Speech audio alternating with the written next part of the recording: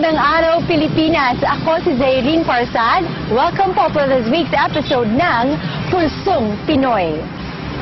Last week, ipinagdiwang ang ika-113 taon ng ating kasarinlan.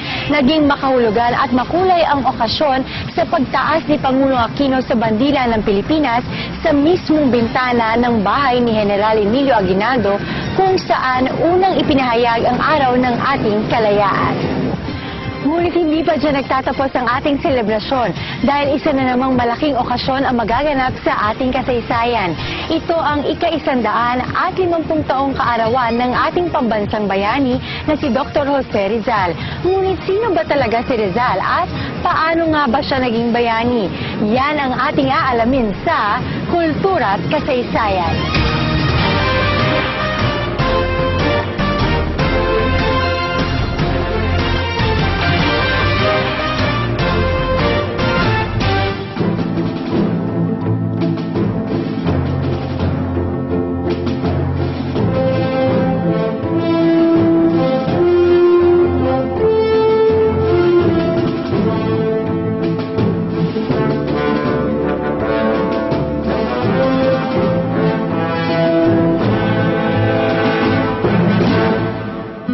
Masasaya ang mga alaala ni Jose Rizal sa kanyang kabataan.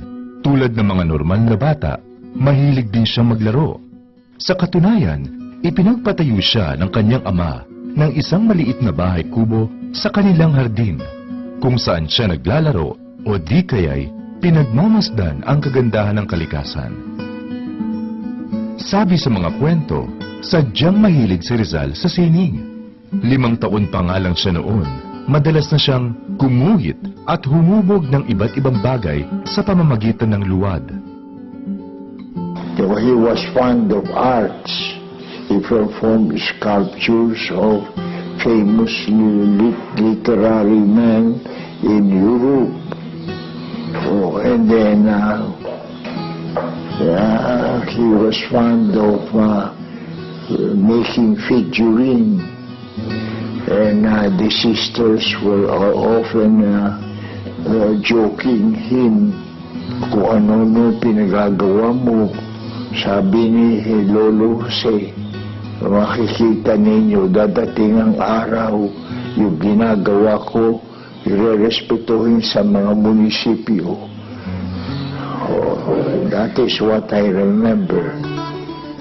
Hindi naman subsob sa pag-aaral si Rizal. Natural lang na matalino siya. Ang nanay niyang si Doña Chodora ang una niyang naging guro. At siya rin ang nakakita ng taglay na talento nito sa pagkata ng mga tula.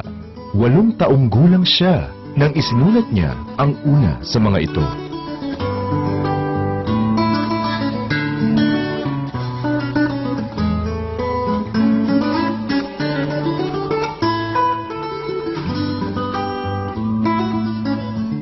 Sa Binyan ang unang naging paaralan ni Rizal.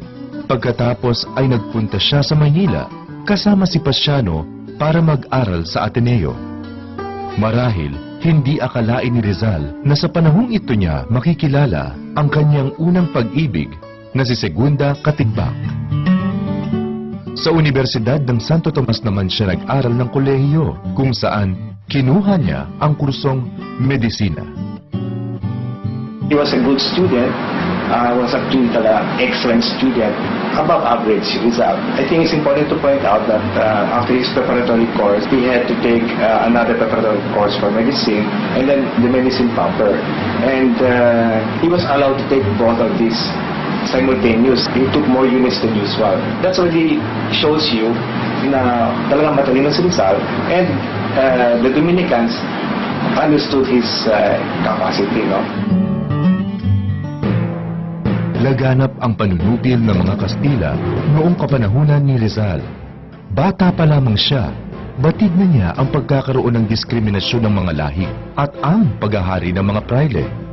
Nakakalungkot isipin, pero ang totoo, mababang uri at alipin ang tingin ng mga ito sa mga Pilipino. Si Rizal mismo ay saksi sa pang-aabuso ng mga gwardiya sibil at maging ang kanyang pamilya ay biktima ng tiwaling sistema ng hustisya. ang paggarote sa tatlong inosenteng paring sina Padre Gomez, Burgos at Zamora o mas kilala bilang Gomburza, at ang pagbibintang at paghuli sa kanyang inang si Teodora at tiyuhin na Jose Alberto ay natanim sa isipan ng batang si Pepe. Bit-bit niya ito hanggang paglaki na naging isa sa mga dahilan kung bakit napagdesisyonan niyang mag-aral sa Espanya. Makulay ang naging buhay niya doon hanggang isulat niya ang una niyang nobela na nagbago ng buhay ng ating bayani, ang Noli Me Tangere. If you're going to look at his motivations, look at the title itself, Noli Me Tangere, or Touch Me Not. Yan yung cancer sa lipunan. Yan yung cancer na kapag ka tinalakay mo, sinulat mo, in-expose mo, magkakaroon ng masamang mangyayari. No? Revolution. So yun yung motivation niya. Gusto niyang gamutin ang sakit ng lipunan.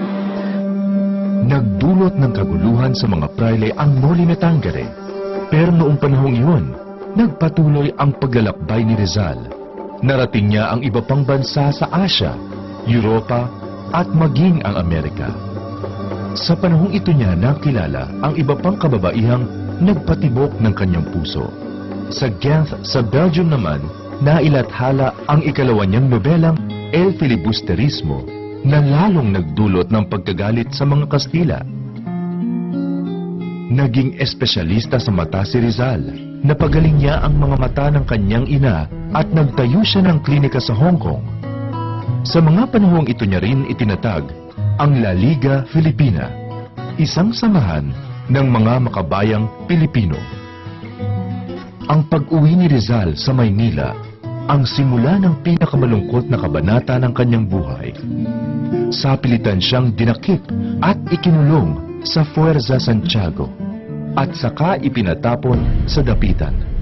Ito ang nagdulot ng pagkagalit sa maraming Pilipino.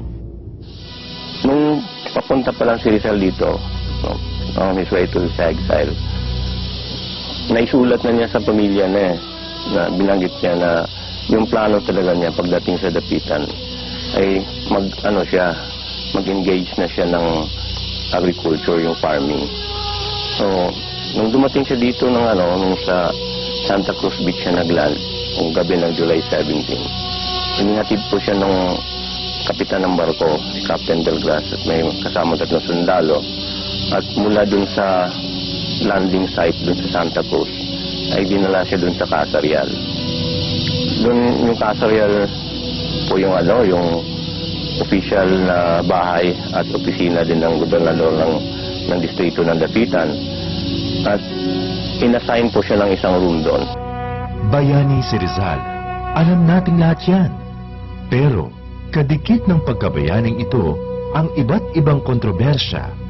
Tulad na lamang ng pagiging ama raw niya kay Adolf Hitler, isang politiko sa bansang Germany. Malaking ebidensya niya na yung buhok. Isa pang ebidensya niya na yung bigote. Putulin mo lang yung bigote ni Rizal, mukha na siyang Adolf Hitler. Hindi ba? Tapos, ito pa yung isang connection dyan Si Jose Rizal, kung manamit, parang si Charlie Chaplin. At si Charlie Chaplin, ang idol ni Adolf Hitler. Totoo yan. Nagpunta si Rizal sa Germany at maaaring itinable ni Rizal yung mother ni Adolf Hitler, si Clara Hitler. No? At nagkaroon sila ng anak. No? Pero kung makikita nyo, malabo, kung nasan man si Clara Hitler nung panahon na ikinonseive si Adolf Hitler, malabong naroon si Rizal. Mayroon ding nagparatang kay Rizal na siya ay kontrarevolusyon, na siya ay hindi makapilipino, at siya ay isang bayaning inisponsoran ng Amerika. Rizal is against the revolution kung number 1, hindi ito handa. Sinabi niyan kay Valenzuela. Dapat humingi kayo ng tulong sa mayayaman, mag-armas kayo. No? Kasi kailangan ng revolusyon ng mga armas. He wants to avoid bloodshed that will be in vain. Ayaw niya sa revolusyon na mali ang adikain, makasariling adikain, paghiganti ang adikain. Number 2, Rizal is not for Hispanization. Hispanization is just a step towards eventual independence and peaceful separation from Mother Spain. Peaceful separation para hindi dumanak ang dugo. Number 3, Rizal is an American-sponsored hero. Makikita natin na hindi totoo yan sapagkat buhay pa si Rizal, bayani na siya para sa mga tao, bayani na siya para sa mga katipunero. Kung tutuusin, totoo man o hindi ang mga mitolohiyang ito, hindi pa rin mababago ang katotohanang si Rizal ay nagbuwis ng buhay para sa bayan. Hindi ba't kaya nga siya pinagpatayuan ng napakaraming monumento ay dahil dinadakila ang kanyang mga nagawa para sa bansang Pilipinas? Jose Rizal has a great impact on Filipinos for love of country. That is first and foremost. We love his country. Yung maging makabayan at saka yung kanyang mga pinag-usahan na yung rights, pag-iingatan mo. Huwag mong abusuhin naman. Ganun siya eh. That's what I learned from him. Biktima ng panlilinlang ng mga Espanyol si Rizal. Ang akala niyang kalayaan na ibinigay sa kanya ay siya palang magdadala sa kanya sa kamatayan. Ika-26 ng Disyembre, taong 1896, sinimulan ang paglilitis kay Rizal sa Cuartel de España sa Salang Rebellion. Nang araw ding yun, nilagdaan ni Gobernador General Camilo Polavieja ang pagbitay kay Rizal. Ang Puerza Santiago ang naging tahanan ni Rizal sa kanyang mga huling sandali. Sa kapilya ng preso niya, huling nakapiling ang kanyang pamilya at mga kaibigan. Isang araw bago ang nakatakdang pagbitay, ibinigay ni Rizal sa kapatid na si Trinidad ang isang alkohol na lutuan at sinabing mayroon itong laman sa loob. Ito ang pinakadakilang tula ni Rizal, ang huling paalam. Umaga ng ika-30 ng Disyembre, araw ng pagbaril kay Rizal, isinulat niya ang kanyang liham para sa kanyang pamilya at kay Pasyan. Alas 6:30 ng umaga, tumunog ang trumpeta ng Puerza Santiago. Hudyat ng panimula ng pagmarcha sa bagong bayan.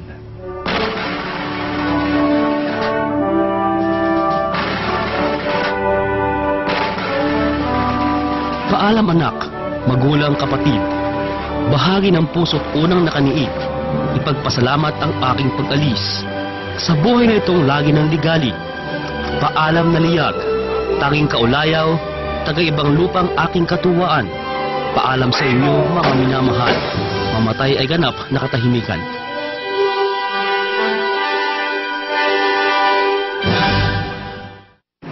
Huwag kayong naalis, magbabalik ang Pulsong Pinoy.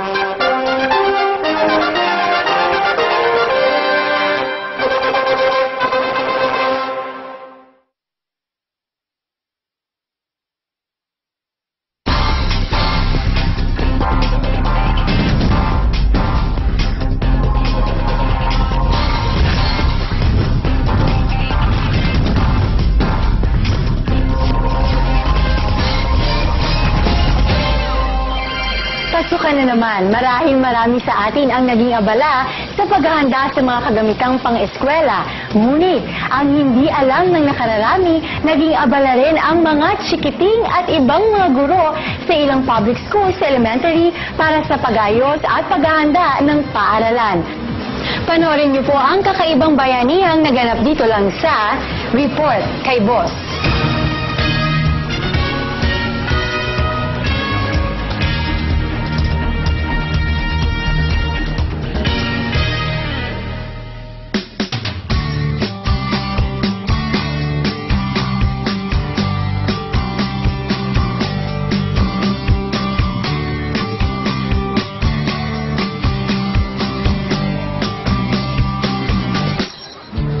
Dalawang linggo bago nagbukas ang klase, ganito ang makikita mo sa iba't ibang elementary schools. Mga guro, magulang, estudyante, local government officials, volunteers mula sa private sector at civic organization na nagtutulungan para pagandahin ang itinuturing na pangalawang tahanan ng batang mag-aaral. Siguro kung titingnan natin, sa unang antas makikita natin, inaayos natin yung paaralan. Pero pag titingnan natin kung ano ba talaga ang naaayos nito, hindi lamang ito yung physical na school campus, no? Hindi lamang ito tungkol sa pagpapaganda o kaya pagkukumpuni ng mga tumutulong, mga bubong. Mas mahalaga dito, alam mo, para sa akin, yung may pakita ng buong community na sabi natin palagi, it takes a village to educate a child. Ito ang Brigada Eskwela o ang National Schools Maintenance Week ng Department of Education. Sinimulan ito noong 2003 upang hikayatin ang volunteer groups na makiisa sa paglilinis, pag-aayos, at paghahanda ng paaralan bago ang pasukan. Sa halip na magbigay ng pera, pinopromote ng Brigada Eskwela ang pagbibigay ng mga materyales tulad ng pintura, paintbrushes, walis at iba pang gamit na kakailanganin sa eskwelahan. Gayon din ang paglalaan ng oras ng volunteers para personal na magbigay ng manpower o labor support sa programa. Ang mensahe dito na ating binubuo ay yung ating spirit of bayanihan na talagang pag tayo nagtutulong-tulungan at saka tayo ay talagang nakikiisa doon sa barangay o kaya ay doon sa eskwela, talagang marami naman tayong magagawa at hindi kailangan maging mayaman, hindi kailangan na tayo eksperto, no? Pwede natin talagang pagtulong-tulungan ang lahat ng ating mga kakulangan, lalong-lalo na sa edukasyon ng ating mga kabataan. This year, ginanap ang Brigada Eskwela mula May 23 hanggang May 28 na kung saan nagkaroon ng ceremonial program sa Bago Bantay Elementary School sa Quezon City. Ayon kay Education Secretary Armin Luistro, nasa 45,000 public schools sa buong bansa ang nakilahok sa programa. Dumami rin ang volunteer groups mula sa private sector na nakiisa rito, tulad ng IBM Philippines na first time nag-join sa Brigada Eskwela.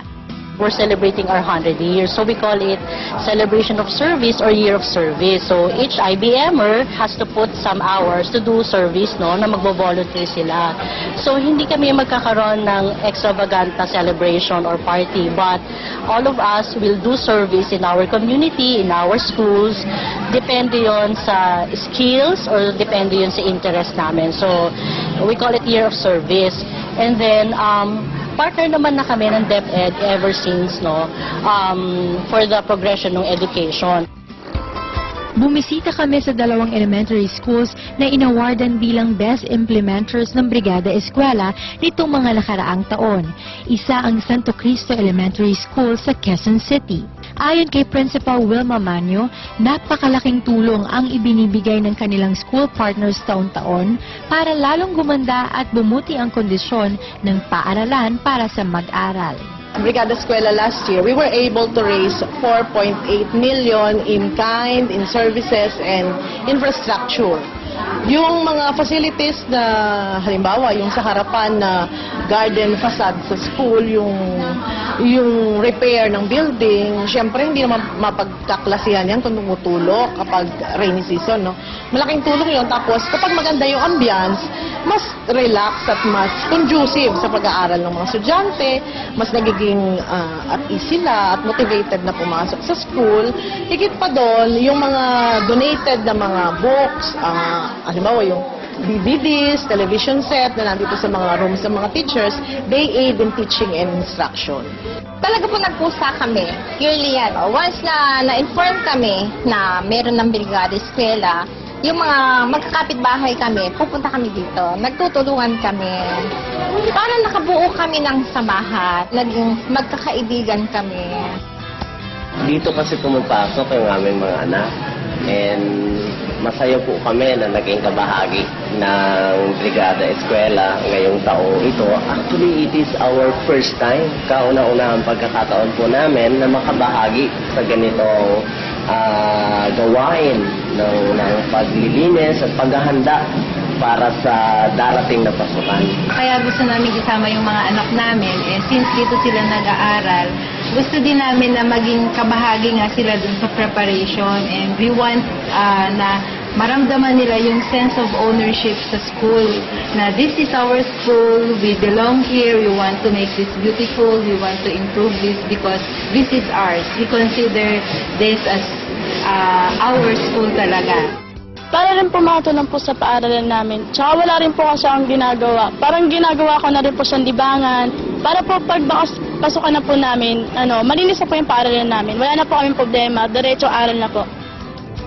Hall of Famer awardee naman ng Brigada Eskwela ang Kapitan Moy Elementary School sa Marikina City. Ito'y dahil sa matatag at malakas na samahan sa pagitan ng paaralan at community partners nito na di nagsasawang mag-volunteer kada taon para tumulong sa preparasyon. Minsan nga, basta lang sila pupunta sa school, ma'am, ano pong may tutulong namin, ano pong kailangan namin. Hindi katulad nung dati, nung panahon natin, nung panahon kami nag-aaral, 1 week, dinidevote namin yun sa maglilinis muna ng school, maglilinis ng eskwela ng paligid. Dito, kahit i-check niyo yung likod namin, the whole surroundings, maayos sila, maayos na. Because of the brigada. De-decorate po. Yung mga posters po ng Panatang Makabayan, yung Marikina Hymn po, tsaka po yung mga good traits po. We train Boy Scouts talaga, and then pag may mga functions na kailangan kami, tumutulong kami sa school. Kagaya nga nito, Brigada Eskwela, every time na kailangan yung service namin, kailangan ng manpower, we tend to go there and help them. Binigyang atensyon din sa Brigada Eskwela ang kinder classrooms dahil itinakda ng Department of Education ngayong school year ang pagkakaroon ng kindergarten sa lahat ng public schools. Ibig sabihin, nasa 2.5 million kinder students ang papasok ngayong taon.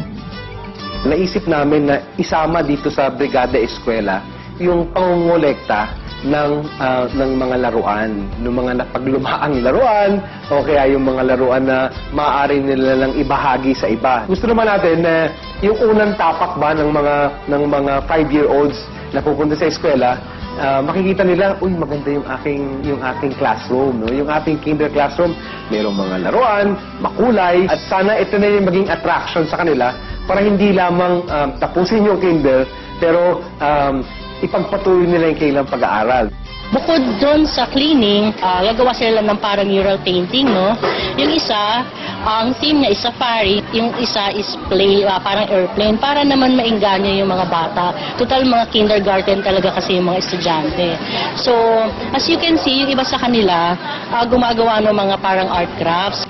This year kasi ang formal na pag-implement ng K to 12, which is kindergarten to 12 years ng basic education.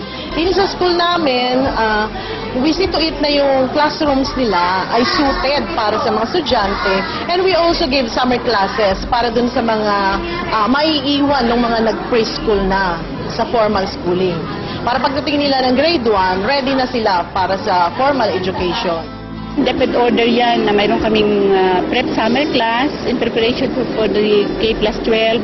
We have 2 classes ng prep. In preparation for the opening also na yung aming mga grade 1 pupils ay siguradong ready na kasi yung ibang mga estudyante na accommodate namin ng prep ngayon, malaking bagay yun, malaking kaalaman na ng mga teacher. Hindi na masyadong mahirap i-supervise kasi marurunong na. Dahil sa husay at epektibong implementasyon ng Brigada Eskwela since 2003, ginawaran ang Department of Education ng Anvil Award of Merit ng Public Relations Society of the Philippines. Ang DepEd ang bukod-tanging government agency na inawardan ng PR Society this year. Nakuha ng Brigada Eskwela ang Public Relations Program on a sustained basis under the education category for successfully engaging the participation of community stakeholders in repair and clean up of schools, reminding them that educating our youth is a responsibility of the community. We were very proud of this award because when we were conceptualizing this, we did not think that it was meant to be a marketing and a communications plan that will garner an award. No? Para sa amin, ito na rin ay isang an educational platform, no? Para aming maipakita na yung pangangailangan natin ay talaga naman na maaari nating tugunan at mahalaga ang edukasyon kung gusto natin na talagang tutukan yung mga pangangailangan ng buong bansa. Pagkukusa, pagbibigayan, pagtutulungan. Sa loob ng 8 taon, ipinakita ng Brigada Eskwela na buhay pa rin ang diwa ng bayanihan ng mga Pilipino, lalo na't edukasyon ng mga kabataan ang pinag-uusapan. Ito ang bagong people power. Ayon sa mensahe ni Secretary Army Luistro sa pagbabalik eskwela ng mga estudyante noong June 6. Dahil imbis na punahin lamang ang kakulangan, bahagi sa pagbibigay ng solusyon ang Kabrigada Eskwela para sa mas magandang kinabukasan ng mga kabataan.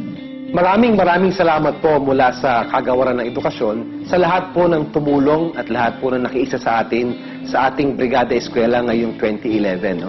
Ang aming pong appeal sa inyo ay kung maaari po na tutukan po natin ito at sana naman hindi naman once a year lamang. Siguro naman yung pong ating bayanihan na ginawa ngayon sa ating pong Brigada Eskwela ay ating pong may ipagpatuloy. Hindi lamang sa pagbubukas ng klase, kundi sa bawat panahon na nangangailangan po ang ating mga paaralan ng inyong tulong.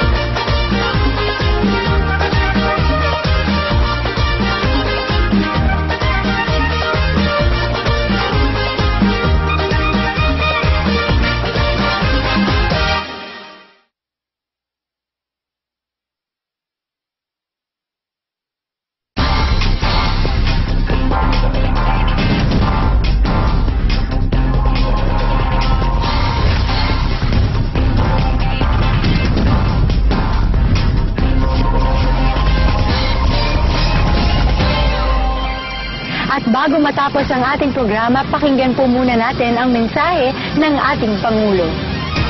Sa ngalan ng buong Pilipinas, ipinahayag ko ang pagbubukas ng isang bagong yugto sa ating kasaysayan, kung saan ang bawat Pilipino ay mapipitas ang bunga ng kanyang pinaghirapan, kung saan ang batas ay patutupad ng patas, sa mahirap man o sa mayaman, kung saan maaaring panghawakan ng lahat ang sarili nilang kapalaran, kung saan ang kalayaan ay may katuwang na karangalan. At dito na po nagtatapos ang ating programa. Nais po naming pasalamatan ang Department of Education, National Historical Commission of the Philippines, Intramuros Administration, University of Santo Tomas, National Library of the Philippines, at ang National Park Development Council. Subaybayan niyo po muli sa susunod ang programang naghahatid ng magagandang balita at bagong kaalaman. Ito po ang Pulsong Pinoy.